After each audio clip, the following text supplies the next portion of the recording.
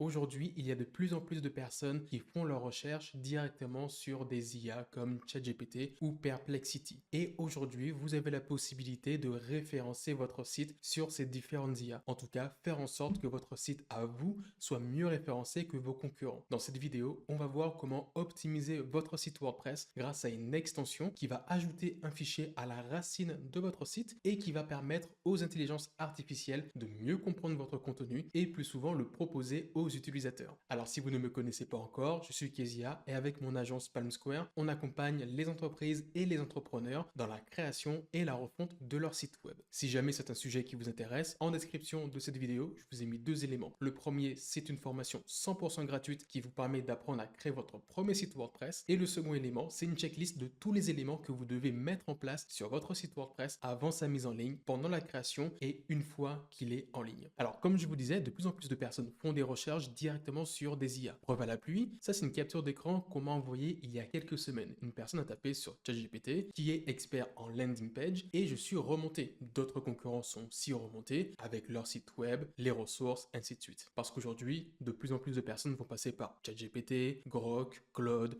Perplexity et tant d'autres et vont tomber sur votre site. Moi personnellement, j'ai de plus en plus de personnes qui me contactent et qui me disent Kezia, je t'ai trouvé grâce à ChatGPT, j'ai trouvé ta formation, j'ai trouvé une vidéo qu'on m'a recommandée, un article de blog et tout ça via des recherches IA. Bon, honnêtement, c'est pas une très grosse part de mon trafic, mais ça représente tout de même entre 2 et 5%. Certes, c'est un petit pourcentage, mais c'est un petit pourcentage de personnes inconnues qui n'ont pas vu mes articles de blog, qui n'ont pas vu le contenu que je fais sur différentes plateformes, qui ont juste tapé une recherche sur ChatGPT et qui sont tombés sur mon site. Ça, de base, vous avez absolument rien à faire. Les IA vont scraper de façon totalement naturelle tout ce qui est disponible sur le web. Le problème, c'est que quand une IA va découvrir le contenu de votre site, elle va être perdue. Vous avez énormément de pages, énormément d'images, énormément de contenu et il faut faire en sorte, pour optimiser le tout et être mieux référencé, de dire aux IA quel est le contenu à regarder en priorité. Et c'est là qu'intervient le fichier llms.txt. C'est un nouveau fichier qu'on va venir rajouter à la racine de notre site WordPress. Là, ça marche avec WordPress, mais ça marche aussi avec n'importe quel type de CMS. Là, on va passer par un plugin, mais vous avez la possibilité de passer par des générateurs de fichiers llms.txt et de le mettre vous-même à la racine de votre site. Mais nous, ça sera beaucoup plus simple. Ce fichier, certes, il est nouveau, mais sur votre site web, à la racine, vous avez déjà des fichiers qui regroupent toutes vos pages. Vous avez notamment le fichier sitemap.xml qui va mettre en avant toutes les pages qui existent sur votre site, le fichier robot.txt qui va indiquer au moteur de recherche quelles sont les pages à prendre en compte et quelles sont les pages à ne pas prendre en compte. Et nous, on va rajouter le fichier llms.txt dans lequel on va mettre quelles sont les pages les plus importantes, en tout cas quelles sont les pages que les IA devront regarder. Dans le cas où vous n'êtes pas sur WordPress, vous pouvez taper llms.txt generator et prendre l'un des trois premiers sites, générer votre fichier et le mettre à la racine. Sinon, sur WordPress, on va venir ajouter une extension. Donc on va dans l'extension, on va taper LLMS directement dans la barre de recherche et on va venir récupérer cette extension. Installer maintenant et ensuite on vient l'activer.